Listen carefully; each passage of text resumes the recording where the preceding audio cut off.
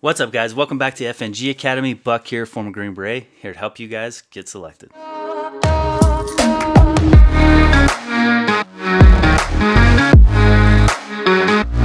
Alright guys, welcome back. First, I just want to say thank you to all the new subscribers, and thank you to everyone who donated money to the Green Beret Foundation. We're already over $600, and I can't wait to see the power of this channel and what we could do to give back to the community. Check this out. Yep, shirts are in. Super excited about it. We're getting the website finished. SeanBuckRogers.com is where you're going to be able to find them. So they're not up for sale just yet. We still want to wash them and wear them. Make sure that they're good quality before we send them out to you guys. This is going to be a limited run. It's going to be called the FNG Academy OG Subscriber for all you guys out there who subscribed early on in this venture. And we're not going to make any more just like this one. So once they come up, I think they're going to go fast. All right, guys. So in this episode, we're going to talk about just because you can become a Green Beret, does that mean you should?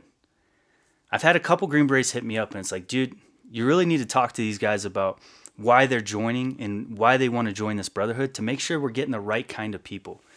Just because you are physically able to pass, and let's say you get selected and you move on to the Q course and you fly below the radar and you make it, you get your tab. But are you the right person for this job, for what we do on a day-to-day basis? So this video is going to be about what are the downsides? Like, what sucked about being a Green Beret? And it may sound like a bitch session, but I'm not bitching. I loved it. I enjoyed my experience. I had a blast. But these are some of the things that sucked really bad. If by the time you're done listening to this rant and you still want to be a Green Beret, well, then maybe you're the right person for the job. But if I could change your mind in 4 minutes, well, then maybe being a Green Beret is not for you, and you should pick something else like Ranger or CCT. You know, there's a ton of great options. So I just want people to really get the solid, real deal information about being a Green Beret before they go and make that decision. So that being said, let's talk about the first thing that sucks ass about being a Green Beret. And all the Green Berets watching this channel, let them know in the comments below. Inventories. Holy shit. If they would have told us about fucking inventories or like had us do like a mock inventory before going to selection, I shit you not, like half the people would be like, nah, I'm going Ranger. Or I'll do something else, man. Fuck this. Inventories are fucking nuts, dude. Like, no joke, I remember one of my first change of command inventories, my senior was like, hey, call the wife and let her know you're not coming home tonight. What? Are you fucking kidding me? It's like, no, dude, we're doing inventories. We're going to be here all fucking night. So tell her you're not coming home. It's like, dude, son of a bitch. No joke, the whole floor in the team room is laid out with sensitive items. In the bays, we had bays where we kept all our team equipment and our gear and our loadout. Completely every inch of the floor is filled with equipment. The arms room, whole floor filled with equipment. There's thousands of serial numbers, and the commander just comes in with a list, and you're sitting with him, going through each one and reading off each single one as he checks off one by one by one. And then you finally get done. You're like, oh, thank God, I never want to do that again. And like 3 months later, his ass gets promoted and you're doing it again. It's horrible, dude. I'm telling you, it's horrible. And that's even that goes for loadout too. You're loading out. You have to do all your inventories and make sure you have the right equipment to go to war. And then once you get there, make sure nothing was lost and that you have everything that you put on your inventory list so you can keep track of that shit. And then as a Bravo, you're keeping track of that. You need to do like monthly inventories to make sure that you didn't lose anything on mission or something didn't go missing in the truck or fall off your kit, whatever. So these inventories are just a huge, consistent and constant part of your life. And it's completely under talked about in the Green Beret communities because it fucking sucks. But we all just like get done with it and then put it in the past and pretend like it never happened. Biggest thing I think guys need to think about before becoming Green Berets is you need to really enjoy teaching. I mean, there's a lot of times when you're sitting down with an Afghan commander overseas and you're just sitting there, sitting Indian style, drinking tea with a bunch of commanders talking about missions, building relationships, talking about equipment you could provide to them, things that they want, etc. So if you're not down to constantly be building these relationships with partner forces, it's probably not the gig for you, man. Because a huge part of what we do depends on whether or not we were able to build trust in these commanders and build trust in these soldiers to have our back and to not shoot us in the fucking back. Understand that operating unilaterally like as Rangers do and as some special operations guys do, would be fucking amazing. Dude, I can't even tell you the number of things that just went batshit dealing with partner forces that just have weird ass standards. Like when we first got to Afghanistan, the sergeant major came on mission with us, and we sent a group of commandos in, and all of a sudden it sounded like all fucking hell broke loose in there. They're full out just letting rounds fly. So we're thinking they're just murdering dudes inside there.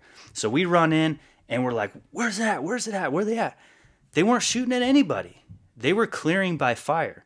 So they would just go in rooms and dump half a mag on the whole empty room and then walk out to the next one. And all of them would just start dumping mags.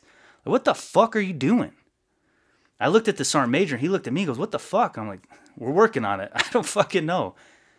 And then like putting him on security positions.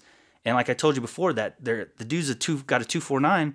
He's pulling security down an alley and his fucking belt of ammunition is hanging off the side. This shit's not even loaded. Or a time we're taking contact from a mountaintop and I look at the Terp and he's doing this like he's shooting the gun. It's not firing. He never loaded the fucking gun. So I had to pull his ass out of the way and start returning fire. Then he took one to the fucking leg. Again, another one. Me and my boy are sitting in the truck thinking we're about to exfil. Team Sergeant wants us to go take the commandos and clear the rest of the valley real quick because it seems like the heavy gunfire that they're protecting something. We look outside the fucking car and they're gone. We got one smoking a cigarette over here sitting on his ass. The rest of them just fucking took off. And we're running around like dickheads trying to find our commandos so we can go clear the rest of this valley. So things like that you need to understand that you're not just getting to go operate with each other, with your bros. Like a lot of times you're split up and you're taking elements of commandos or whatever partner force you're working with and you're taking them into combat with you and you're guiding them and making sure that they're doing what they're supposed to be doing. So guys, there's a lot of things that you need to understand about being a Green Beret and what our expectations are. Another big aspect that is the frustration that comes with getting training ready to go. It is a fucking goat show of jumping through hoops just to get a range to go shoot. And then the company doesn't have any more ammo. And then you go do a range and the Bravos, you guys are all collecting all your brass and shit. And then you go to turn in your brass and you're short. Well, they're not going to give you ammo for the next year until you come up with that brass. So now you're going and you're trying to beg, borrow, and steal to get the fucking brass that you're short so you could turn that in to be up so that way you could still pull ammo without being penalized because they'll just shut your whole company down. And the last thing you want to be is the Bravo on the team that got the whole company shut down and now they can't draw any more ammo because they already don't have enough of it anyways. So these are just things, I know it sounds like I'm bitching, guys, but it's important that you know there's a lot of downsides to being a Green Beret. It's not all fucking putting on cool guy gear and going and lighting dudes up. That's a small part of it. The other part is like the amount of responsibility that gets put on your shoulders is pretty fucking high. Like you don't just get to show up to work and be like, well, what are we doing today? Go over there and shoot. You got it. Go over there and shoot. You're the one making training happen. You're the one scheduling the training, helping cross-train your dudes. They're cross-training you, coordinating your entire year to make sure that you're ready for deployment. You're getting the best mission. You're always in competition with each other. That's another thing guys don't know. The teams in a company are always competing with each other to make sure that we're performing the best that we can so we get the best mission. There's only so many good missions when you go to combat, and the best team as perceived by command is going to get the best mission. So that means that your training has to be on point. You have to be a smoothly operating machine, and that is a lot of pressure for each individual, and every person has to hold up their end on the team to make sure that you get that reputation. One guy could fuck up that whole reputation and now you're the shitbag team for years. I've seen teams in our company that get labeled as the shitbag team and they just get dicked around. Honestly, I don't mean to be negative. I just want the right people trying to be Green Berets as much as we can. So the more information that you guys have about what we do, the more informed decision you could make about what you want to do. The last thing groups need is for guys to get selected, get through the Q course, get there and become bitter and annoyed and be like, this is bullshit, dude. I didn't sign up for this. I didn't want this. This sucks. And now they have a fucking negative bad apple staying in fucking group. And likely those are the type of dudes that will never go away.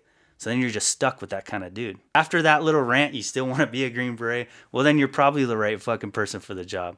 So, all right, guys, that was my little bitch session. Talk to you guys next time. But it's obvious, I know that you